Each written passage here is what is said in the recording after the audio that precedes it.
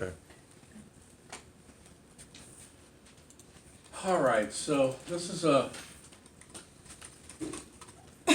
promoting success for all students through technology, and by all students, we're talking here about students that need accommodations, English as a second language, students with disabilities, students who are quote-unquote not normal, okay?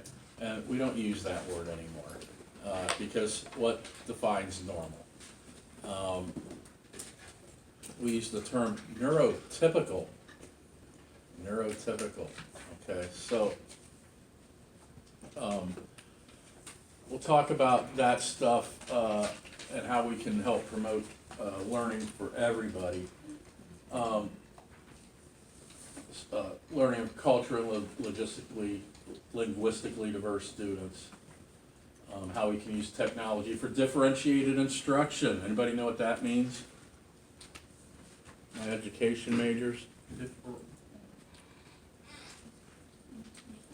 I mean, look at the word, differentiated, what's that mean? Variations of who they are or what they may like. Right, so it's different ways of teaching to different groups of students. Assistive technologies, and then technology in a writing process for young writers. There's a lot of stuff here, but it should go pretty fast. So we just need to think about how can technology engage and inspire learning in diverse students? How we can use again, the differentiated instruction and this thing called the universal design for learning. We'll talk about that. How we can use assistive technologies, and then promote learning and all that. So,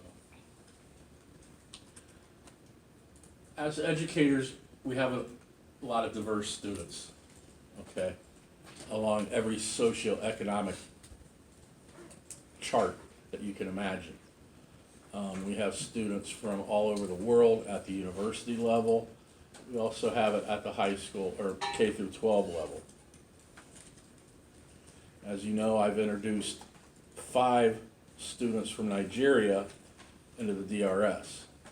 Okay, so that's, I can key on that when I talk about this stuff. So we, as an educator, you're going to have to affirm the range, interests, and needs and talents of all these students, and expose students, all students to world, global stuff, while simultaneously allowing them the opportunity to identify their own histories and cultures. So, again, we have a lot of different things going on in these schools in terms of diversity. There's a lot of different things we can do. When we have a new student, if you have a class that's primarily students who were born and raised in the area of what you're teaching, and a new student is introduced from a foreign country, you can do a lot of things to, number one, help that student feel welcomed, and also how to get his or her story to the other students. And that's, you can do history project or cultural projects on the country of origin from which they came, so you can get the students more embedded in that stuff. We have culturally relevant curriculum and instruction. And when we're talking about 21st century learning, which I can't believe they haven't mentioned, is, as these students matriculate and go out into the real world and get jobs, they're going to be dealing with a plethora of different people, okay, from different cultures and different backgrounds. Okay? So we have to get that type of stuff into our curriculum. So there's a difference between the real world and academic content, and we need to bridge that gap. Okay?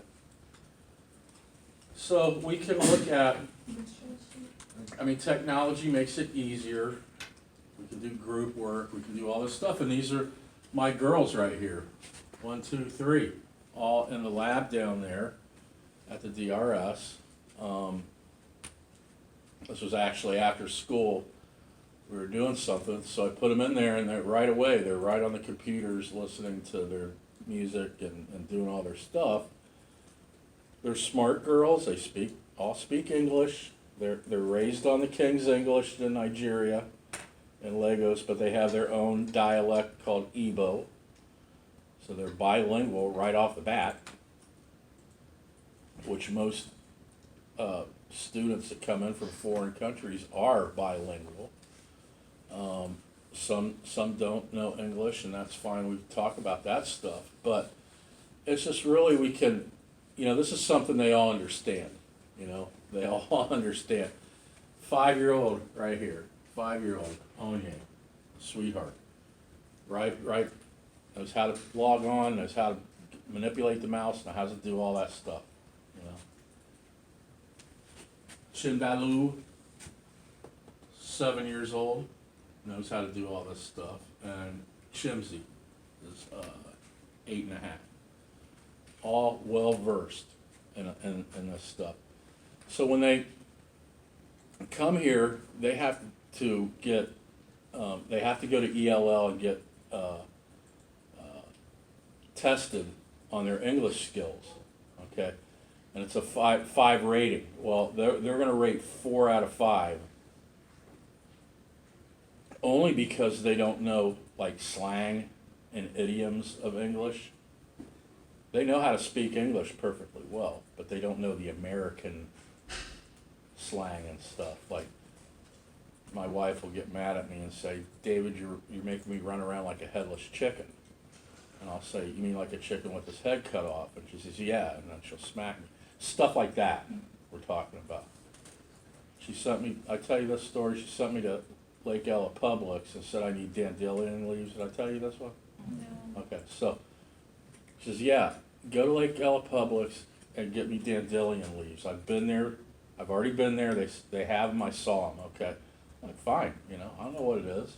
I go there, and I'm looking for dandelion leaves, and I'm asking the guy. I get the head of produce out. Says, "My wife said you have it here. Where are they?" He's going, "I have no idea. I've never heard of that." And he says, "How do you spell it?" So I call her up. I say, "Text me how you spell it." Freaking dandelion. Dandelion leaves. Okay. What did she tell you? Dandelion. So, and it's just the way that, and that's fine. I mean, it's just different cultural ways, and there's little stuff like that that's going to make them stay in 4 to 5. And they have really proper English. They're raised on the King's English, Britain, and we often have issues about that too, because I'll say, I should have gone that way, and you should have went that way, and I'm like, okay, you were raised on the King's English, I get it, but we kicked their butts out of here in 1776, so I can talk however the hell I want. Okay, doesn't really work good, but just so sick. You sound like a rube. Okay, so we have these kind of cultural stuff going on, and these guys, 2 months ago they were in Nigeria where they were born. I mean, boom, right out 2 months later they're in an American school. So you got to look at it from their point of view too. Their whole culture has changed completely. And all their friends they had are gone. They're making new friends. The second day, this one's saying, "Yeah, they all wanted to be my friend. I just couldn't stop them. I couldn't stop them." This was same thing. They all wanted to be my friend. This one here says, "Me, no one wanted to be my friend." And she smiles. She's laughing about it, And her first day, she cried, and that's from being away from her mom. She's in kindergarten. It's the first day she's away from her mom. It's got nothing to do with culture. It's got stuff to do with a child and their mother. But she's fine now and all that. So So we have a plethora of ways to access the wide world of information, to look at different viewpoints and so forth and so on. We'll talk about that. And we can do group work to do that stuff. We can do all this 4C stuff to do that. When we do have students that have linguistic issues, we can do a lot of different translator stuff. There's a lot of softwares out there that do all this stuff, and you know, this is from English to French. Where's the bathroom? Où c'est la salle de bains? You know, all this stuff. Hello, bonjour, all that stuff. And there's iTranslate Voice that I just downloaded. I haven't had a chance to look at it, but I got some other stuff we can look at too. Other things we can do is have students read a newspaper from another culture. We can have it translated into English, or we could do it vice versa. This one's called Newspaper Map, and I'm just going to show it to you really quick. It's pretty cool. So you would click on a newspaper in the town you're in, and it depends on if the newspaper has subscribed to this or not. Some of them don't work. But I was fooling around with this, actually pretty cool when you can get it to work.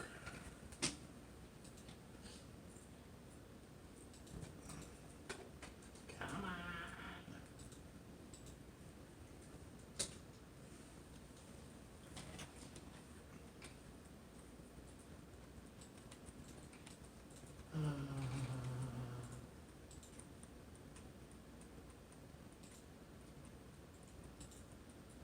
The other one too is Etymology Online,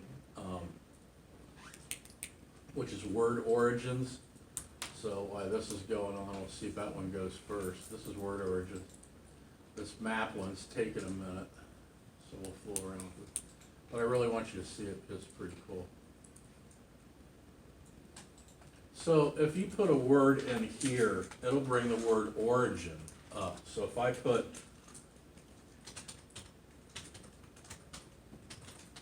knucklehead in there, it's going to tell me where it all came, where, you know, the origin of knucklehead came from. Okay, so you can have students who hear words that they don't understand, pop this stuff in here, and they can get the word origin, what it means, and so on and so forth. I don't even know how to spell dandelion. Dandelion. It's D-A-N. Who's it? She said it how it's spelled, dandelion. D-E. D-A-N. D-E. D-E. It's not I? No, it's not an I. It's So there. Well-known, blah, blah, blah, blah, blah. From Europe, Asia, North America, the whole thing. So, this newspaper deal isn't gonna work, so I gotta move on, but it's actually pretty cool because I was looking at like the Washington Post or something, and I'd put it to like Filipino, and it would just totally change the whole paper. Everything else is the same, the pictures and all that stuff are the same, it's just in a new language.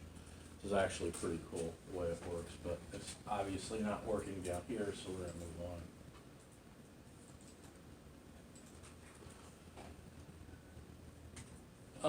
There's a ton of handheld spellers out there that can spell check and reduce, and the distraction of corrector and composition, and of course you know that autofill and spell check when you're texting and all that stuff. But there's stuff that goes a little bit deeper than that. There's also a lot of dictionaries. This one, this Fairlex, the free dictionary, is also a thesaurus and all that stuff, but it also goes into like 300 different, I think it's at 148 different languages, stuff like that. So, and then word clouds is another way. So, and I was actually looking for a word cloud that could translate. I have not found one, but I thought it'd be cool for students to make a word cloud using English words and then translate it into another language. Just by clicking a button and having a word cloud, but I haven't seen that yet, and I'm actually, waiting for someone to call me about it from a company. Accommodations, there's a lot of stuff out there as far as accommodations with students with different types of issues. You have a lot of different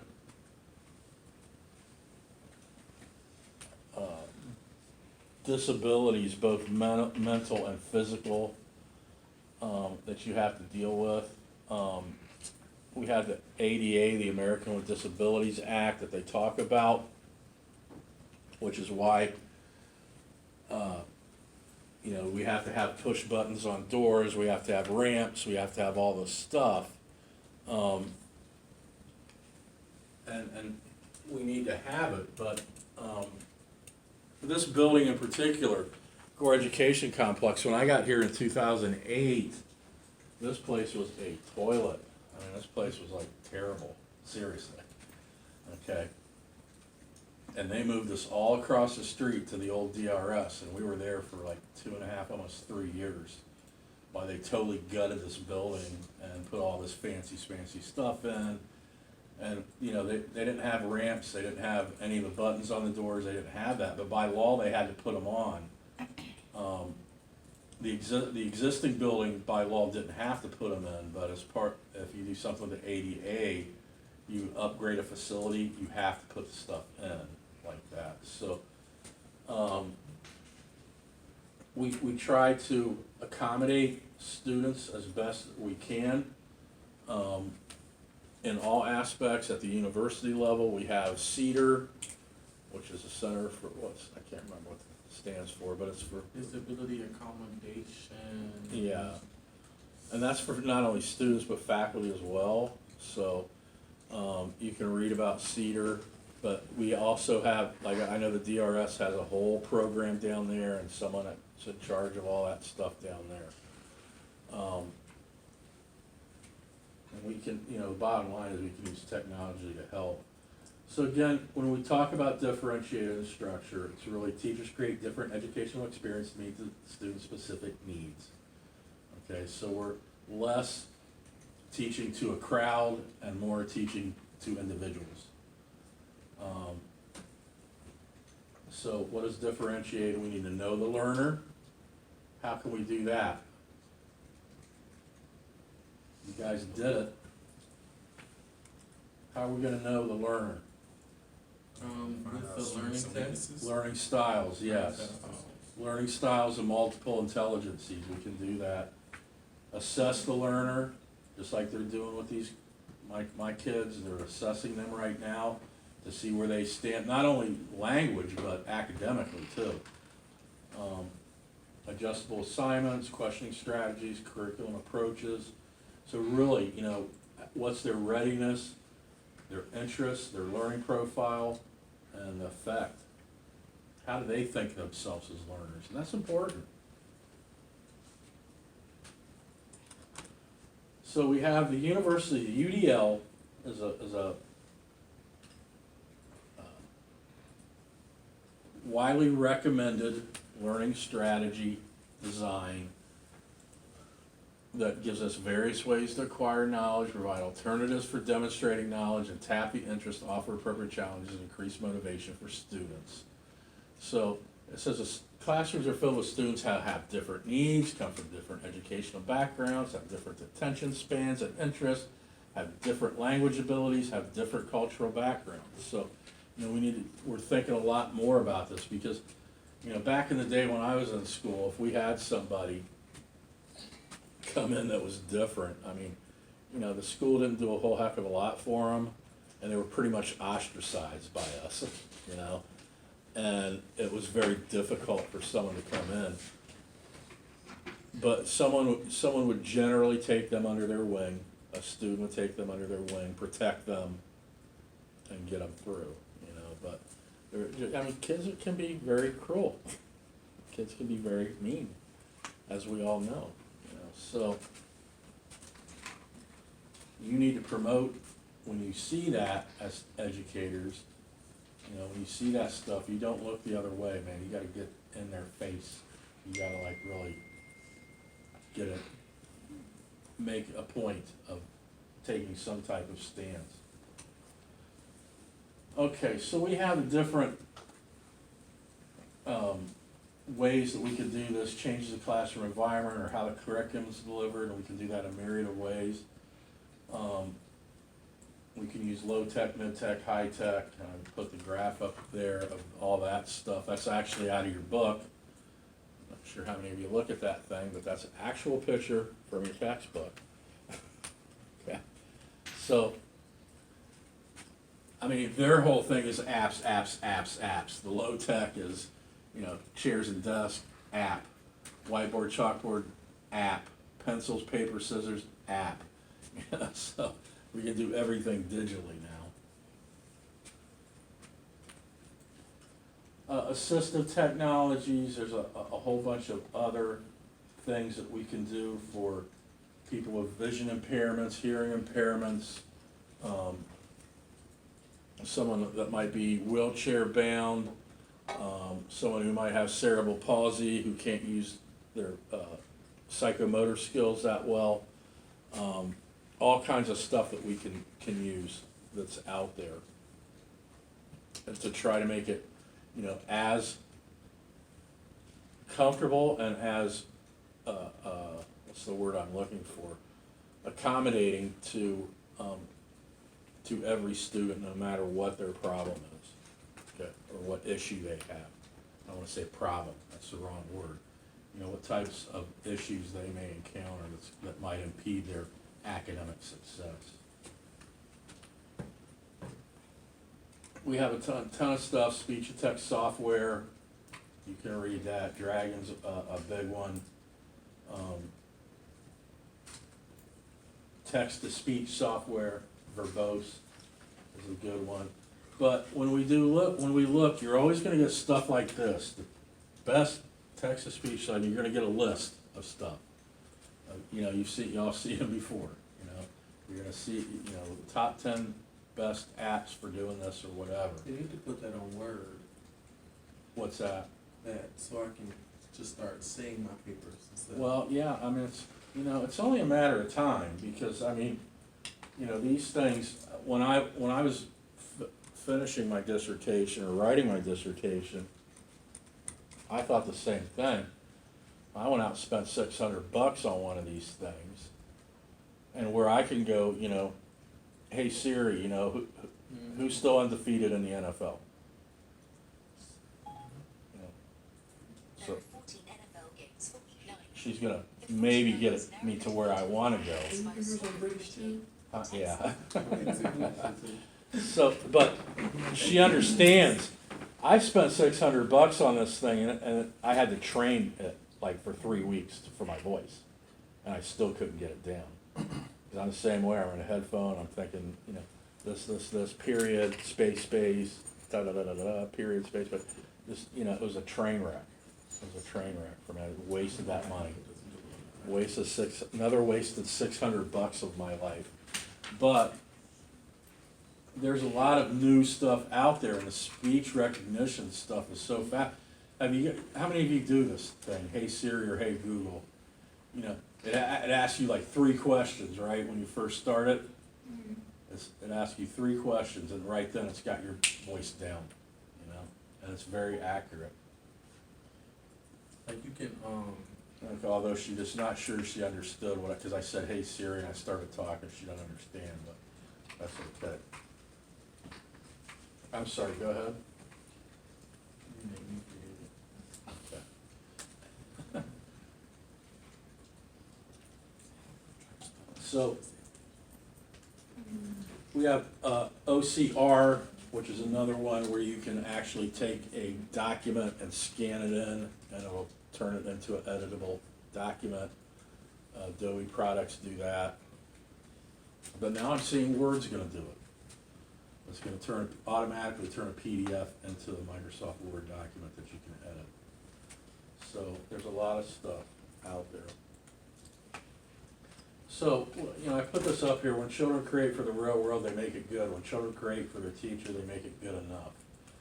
And so we want to get the good, not the good enough. So we really need to take the pressure off of them, try to promote confidence, give them stuff they like to write about. But I just had a conversation with the teacher at the DRS this morning about how he's trying to get these kids to write and research, and I'm saying, and they're not doing it, and I'm saying, well, maybe that's not the topic they like, and he's like, no, I tell them, write about whatever they want, you know, and the first thing they do is Google, and they don't even read anything. It's like, when they hit Google, put the topic in, hit the button, usually a paragraph will be up top, and that's all they do. That's as deep as they go. Okay, and he's like really frustrated with it, so he's working on that.